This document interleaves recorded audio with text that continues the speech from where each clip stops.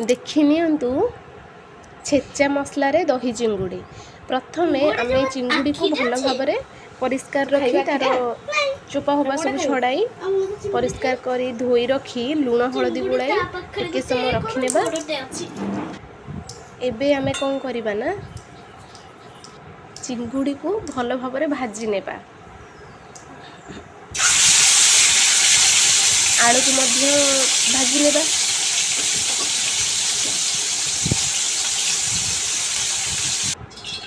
चिंगुड़ी आलू को भल भाव में भाजी नेबा परे टिके तेल रे जीरा पकाइबा पियाज पकाइबा। पियाज टिके भाजी होई गले आमे अदा आउ रसुण रो जो छेचा रखीचे ताकू मध्य पकाई नेबा।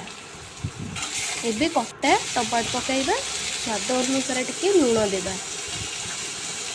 एबे दही रे टिके हल्दी गुंड टिके लंका गुंड पकाई मिक्स कर नेबा।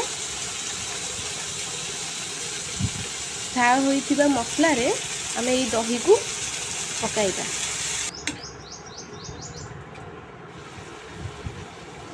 एबे आमे कसूरी मेथी पकाइबा तापरे चिंगुड़ी आलू को मध्य पकाई नेबा। अल्प टिके पानी दे फुटिबा को छाड़ी नेबा। एबे हमर दही चिंगुड़ी रेडी हे।